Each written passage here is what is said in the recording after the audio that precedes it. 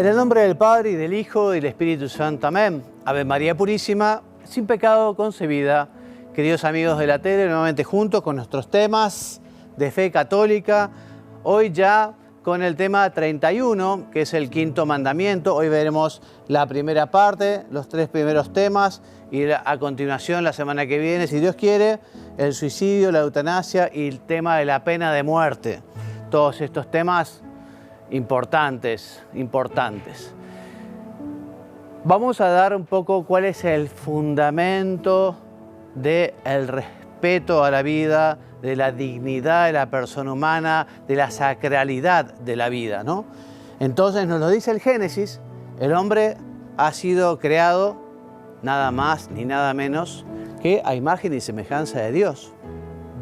La Gaudium Spes del Concilio Vaticano II nos dirá que justamente el hombre es alguien singular, es la única criatura de este mundo que Dios ama por sí misma, ¿no? Todos los hombres estamos destinados, estamos llamados, es nuestra vocación el conocer a Dios, amarlo en esta vida y luego poder amarlo eternamente en el cielo. Como te decía, aquí, en esto que hemos dicho recién, radica el fundamento último de la sacralidad, de la dignidad humana, ¿no? Y también la vertiente, digamos, moral, que es el quinto mandamiento de la ley de Dios: no matarás. Recomiendo para todo este tema este precioso documento del año 95 del Papa San Juan Pablo II, la encíclica Evangelium Vitae. Es un canto a la vida, es el Evangelio de la vida. Este documento nos ofrece una bellísima meditación sobre el valor de la vida humana, su llamada a la vida eterna, la comunión eterna con Dios, y explica, como te decía, esa sacralidad de la vida humana que deriva justamente de ese ser creado a imagen de Dios, de haber sido llamado a compartir eternamente con Dios. El libro del Génesis nos prepara y nos muestra cómo el homicidio, la muerte, el pecado, viene todo como consecuencia del pecado original, del pecado de nuestros primeros padres, Adán y Eva, ¿no? Y allí también vemos cómo Yahvé, Dios, nuestro Padre, se manifiesta siempre como protector de la vida humana, incluso con Caín. ¿Vos te acordás que Caín mató a su hermano Abel? Un gran pecado, pero Dios siguió cuidando de Caín, cuidando de la vida de Caín, ¿no? Por eso, viendo Génesis 4, 13, 15, nadie debe tomarse la justicia por su mano y nadie puede abrogarse el derecho de disponer de la vida del prójimo. Aunque el mandamiento hace referencia específicamente a la vida humana, también el Papa Francisco nos dice en su encíclica Laudato Si, como también por respeto a la creación y por respeto a uno mismo y a los demás, digamos, hay que cuidar toda la naturaleza y también todos los vivientes. Dice así textualmente el Papa en Laudato Si: cuando el corazón está auténticamente abierto a una comunión universal, nada ni nadie está excluido de esta fraternidad. Por consiguiente, también es verdad que la indiferencia o la crueldad ante las demás criaturas de este mundo siempre terminan trasladándose de algún modo al trato que damos a los otros seres humanos. El corazón, sigue diciendo el Papa, es uno solo. Y la misma miseria que lleva a maltratar a un animal no tarda en manifestarse en la relación con las demás personas. Y termina este número 92. Todo ensañamiento con cualquier criatura es contrario a la dignidad humana. Dios creó, hizo el cielo y la tierra y todas las criaturas, y justamente le dio al hombre la misión de administrar la creación, de gobernar la creación, pero no puede hacer abuso de ella, debe cuidarla, ¿no? Este mandamiento, lógicamente, como el resto también de los mandamientos, tiene su plenitud de sentido en Jesucristo, ¿no? Y concretamente vale la pena recordar el Sermón de la Montaña, que nos decía el Señor: habéis oído que se dijo, no matarás, y el que mate será reo de juicio. Pero yo os digo, todo el que se llene de ira contra su hermano será reo de juicio, y el que insulte a su hermano será reo ante el Sanedrín, y el que le maldiga será reo del fuego del infierno. Por tanto, si al llevar tu ofrenda al altar recuerdas que tu hermano tiene algo contra ti, deja allí tu ofrenda delante del altar, vete primero a reconciliarte con tu hermano y vuelve después para presentar tu ofrenda. Ya vamos a ver cómo los pecados graves contra este quinto mandamiento son el matar al prójimo, ¿no? El suicidio, en fin. Pero también dentro de este mandamiento, el odio a los demás, el maltrato, las injusticias. Por eso justamente, antes de presentar la ofrenda a Dios, es bueno examinarse, ¿no? Si uno tiene justamente algo para pedir perdón, en el marco de la familia, en el marco del trabajo, con los amigos, con los conocidos. Nosotros no debemos estar peleados con nadie. O sea, puede ser que alguien no nos quiera bien, pero nosotros tenemos que ser una persona siempre dispuesta a perdonar, siempre dispuesta a perdonar. ¿Hasta cuántas veces? ¿70 o 7? Siempre, nos dice el Señor. Dentro de este mandamiento, también ya lo veremos, está vinculada la vida del prójimo principalmente, pero también la caridad, el respeto a su persona, etc. Este mandamiento de salvaguardar la vida del hombre tiene su aspecto más profundo en la exigencia de la veneración y el amor a la persona y a su vida. Porque nosotros en los demás vemos justamente que están creados a imagen de Dios, nosotros en los demás vemos al mismo Cristo, ¿no? Y quizá esa persona no tenga un comportamiento digno, quizá no se haya portado bien con nosotros, pero nosotros como cristianos estamos llamados a amar al prójimo como nosotros mismos. Más aún, amar al prójimo como Jesucristo nos ama. Pasemos a ver ahora el deber moral de conservar la vida y la salud, ¿no? Bueno, el Catecismo de la Iglesia Católica, en su número 2288, nos dice que debemos cuidar la salud. Debemos cuidar la salud de un modo razonable, teniendo siempre en cuenta también las necesidades de los demás y del bien común.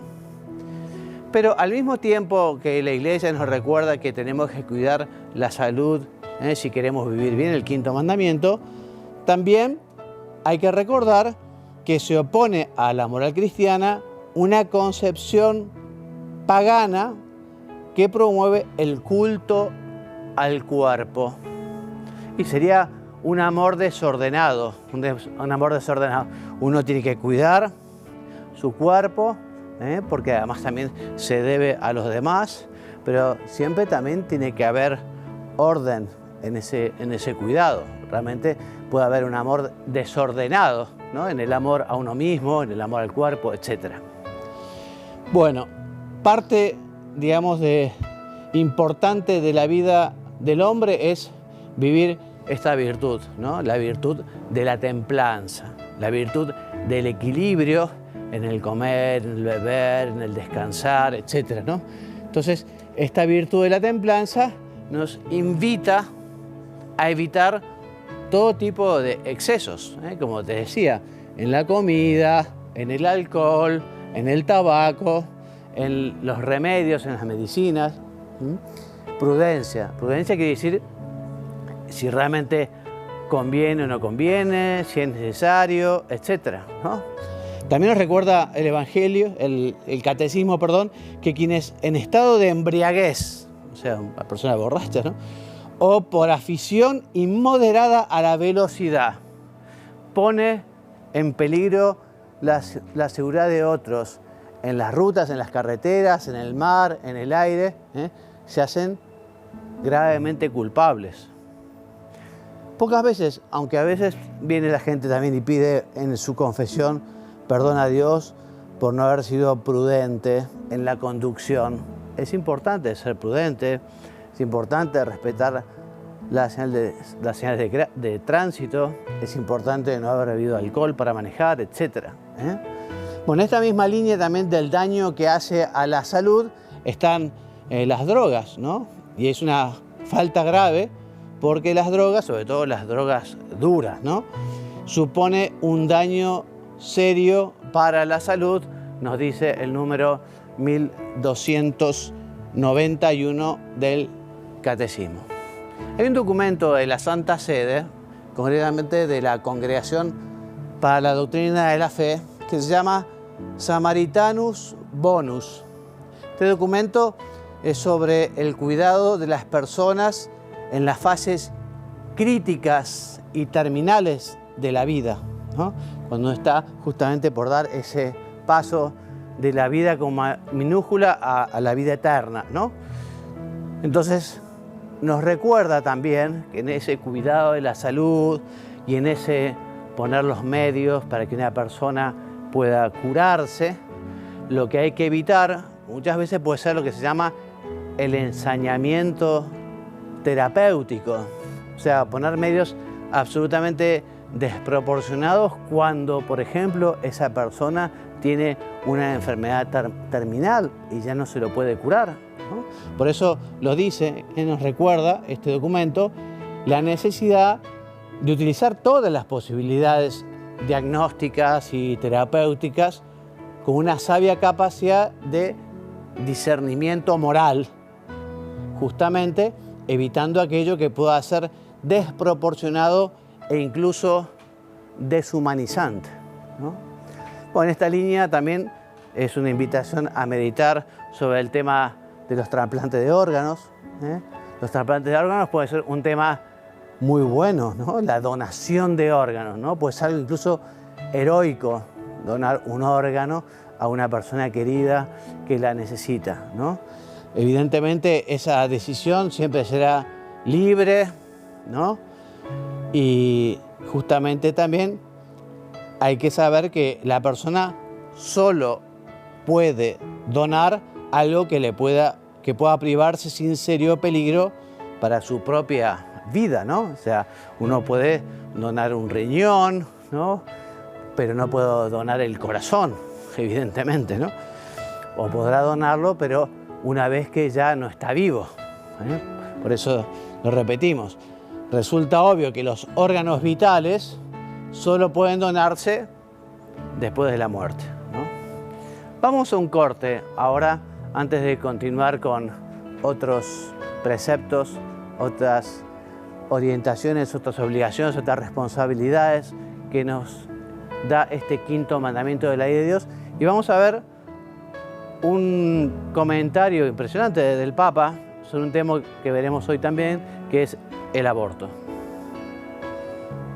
Un approccio contraddittorio consente anche la soppressione della vita umana nel grembo materno, in nome della salvaguardia di altri diritti. Ma come può essere terapeutico, civile o semplicemente umano un atto che sopprime la vita innocente e inerme nel suo sbocciare? Io vi domando, è giusto fare fuori una vita umana per risolvere un problema? Cosa pensate voi? È giusto? È giusto o no? È giusto affittare un sicario per risolvere un problema? non si può, non è giusto fare fuori un essere umano, benché piccolo, per risolvere un problema. È come affittare un sicario per risolvere un problema.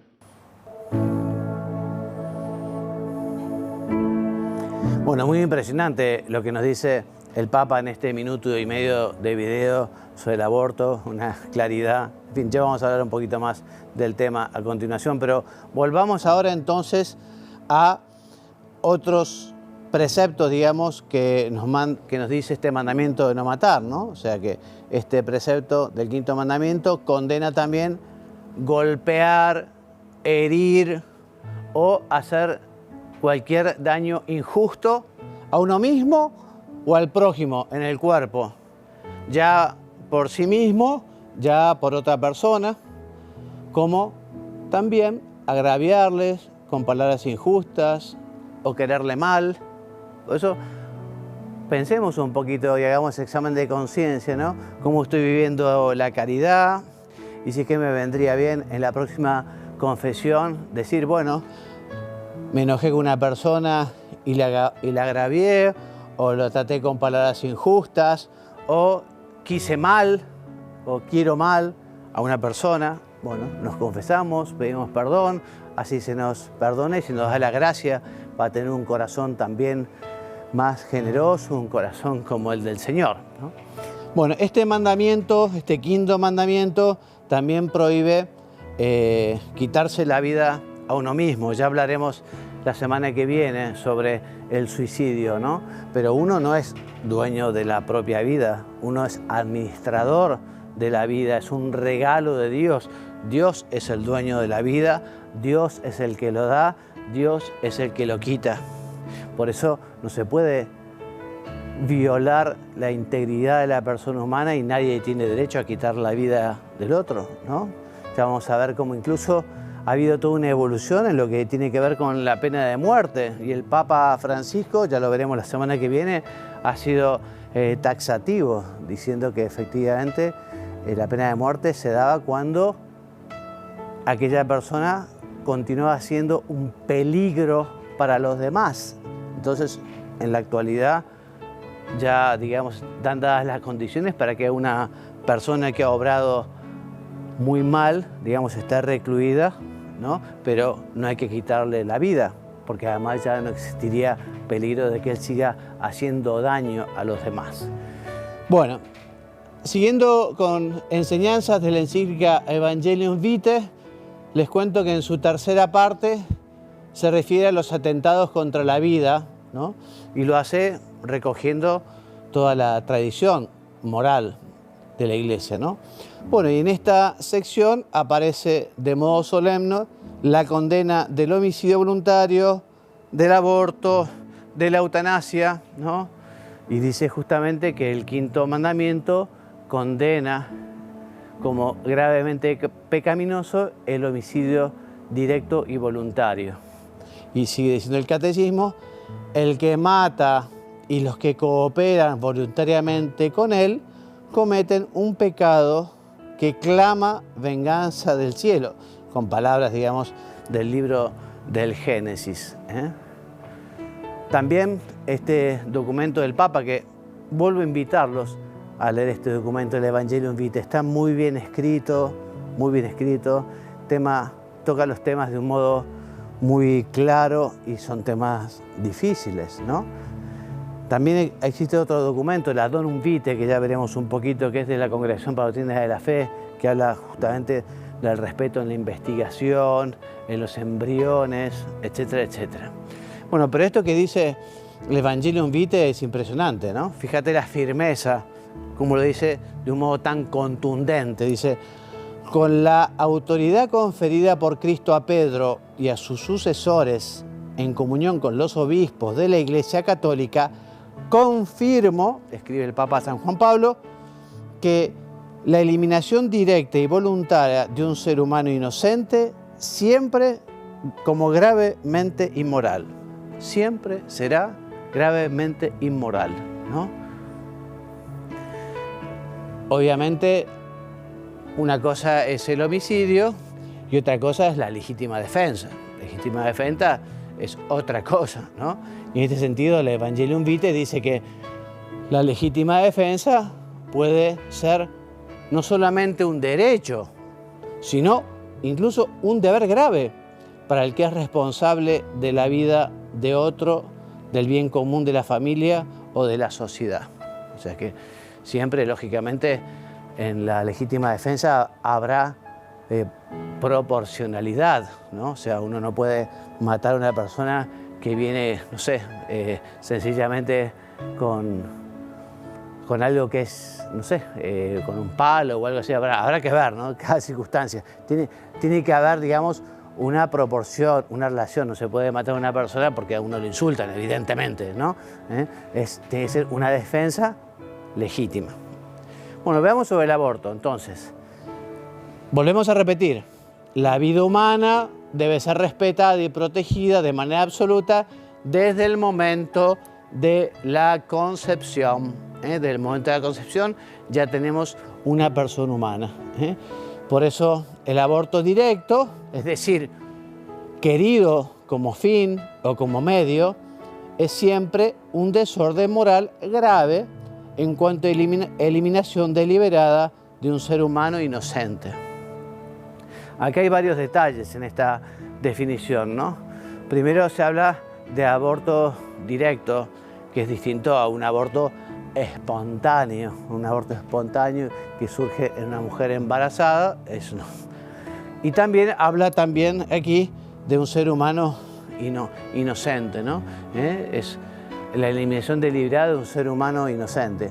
Ahora, como te decía, desde la última reforma del Papa al Catecismo de la Iglesia Católica, ya la pena de muerte sería condenable siempre moralmente, ¿no? Incluso al ser humano que no sea inocente, pero hay que respetarle la vida.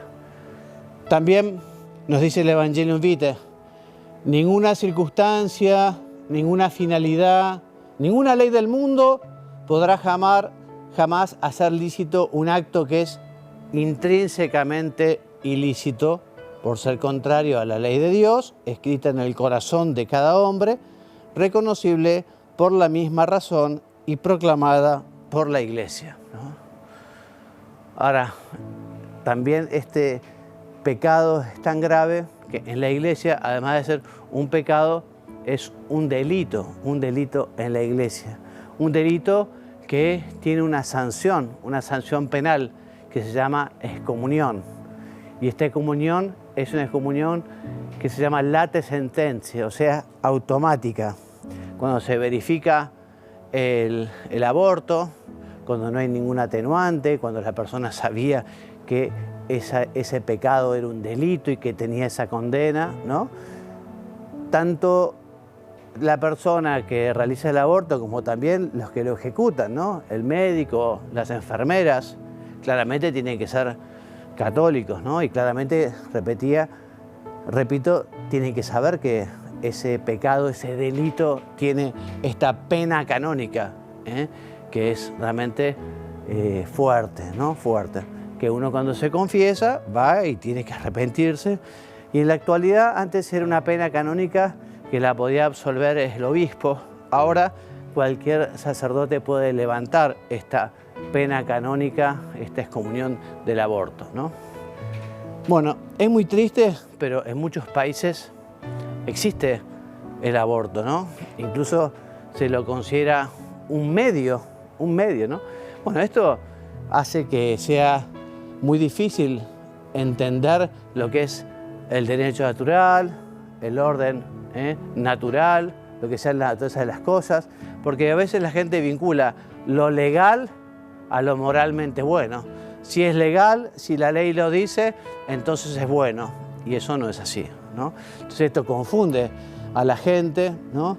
Y también fomenta una ignorancia que, como decíamos en algún programa, la ignorancia está muy vinculada al acto moral. Si esa ignorancia es invencible y puede ser que no haya responsabilidad, ¿no?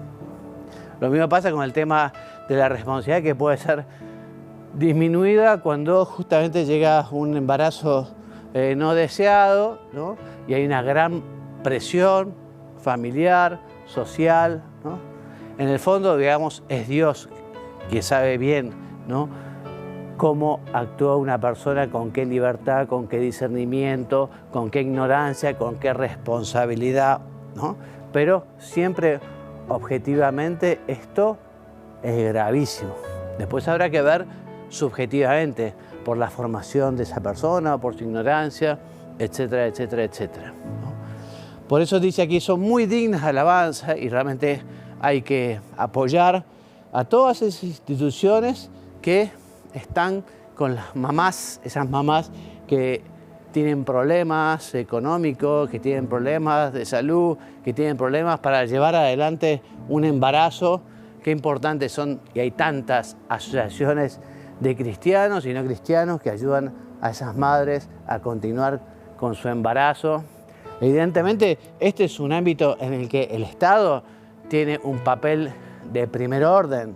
El Estado tiene una gran responsabilidad para tratar de ayudar a esas personas, esa población vulnerable.